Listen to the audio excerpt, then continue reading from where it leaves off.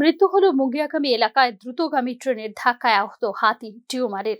এদিকে হাতির মৃত্যুর প্রেক্ষিতে সংশ্লিষ্ট লোকো পাইলট বা রেল চালকের বিরুদ্ধে মামলা করল বন দপ্তর। ট্রেনের ধাক্কায় বন্য হাতিটি গুরুতর আহত হওয়ার পরই উত্তর পূর্ব সীমান্ত রেলওয়ের কাছে অভিযোগ দায়ের করেছিল ত্রিপুরা বন দপ্তর। এনএফআর লামডিং ডিভিশন ম্যানেজারের কাছে দায়ের করা হয়েছিল অভিযোগ। তেলিয়ামুড়া বন বিভাগের অধীনে শালবাগান এলাকায় দ্রুতগামী ট্রেনের ধাক্কায় গুরুতর আহত হয়েছিল ৩৫ বছর বয়সী বন্য হাতি। শনিবার রাতে রেললাইনের পাশ দিয়ে হেঁটে যাওয়ার সময় হাতিটিকে ধাক্কা দেয় আগরতলা ধর্মনগর লোকাল ট্রেন। এতে পিছনের দিকের উভয় পা ভেঙে যায় হাতিটির। ট্রেনটি যেখানে ২০ কিলোমিটার প্রতি ঘন্টার সীমিত গতিতে চলার কথা ছিল, সেদিন ট্রেনের গতিবেগ ছিল ঘন্টায় প্রায় ৫০ কিলোমিটার।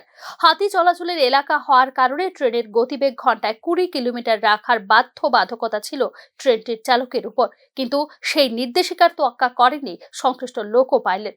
উল্লেখ করা যেতে পারে, এরকম ভাবেই গত ফেব্রুয়ারি মাসে মারা গিয়েছিল আরও একটি হাতি। বন্যপ্রাণী সুরক্ষা সংশোধনী আইন ২০২২-এর অধীনে তফসিল ১ প্রাণী হিসেবে শ্রেণীবদ্ধ করা হয়েছে বন্য হাতিকে। দেশের জাতীয় ঐতিহ্য সম্পন্ন প্রাণীর পাশাপাশি বিপন্ন প্রজাতি হিসেবে স্বীকৃত এবং সর্বোচ্চ স্তরের সুরক্ষা এবং সম্মানের যোগ্য হলো হাতি।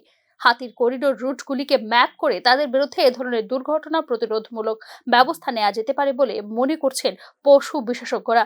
শুধু তাই নয়, বন্য হাতির নিরাপত্তা ব্যবস্থা জোরদার করার জন্য রেলওয়ে, ভারতের জাতীয় মহাসড়ক কর্তৃপক্ষ, জেলা প্রশাসন এবং রাজ্য পূর্ত দপ্তরের মতো সংশ্লিষ্ট স্টেক হোল্ডারদের একযোগে কাজ করার মধ্য দিয়ে এ ধরনের দুর্ঘটনা এড়ানো যেতে পারে বলেও অভিমত ব্যক্ত করেছেন পশু বিশেষজ্ঞরা। Bureau report, news now.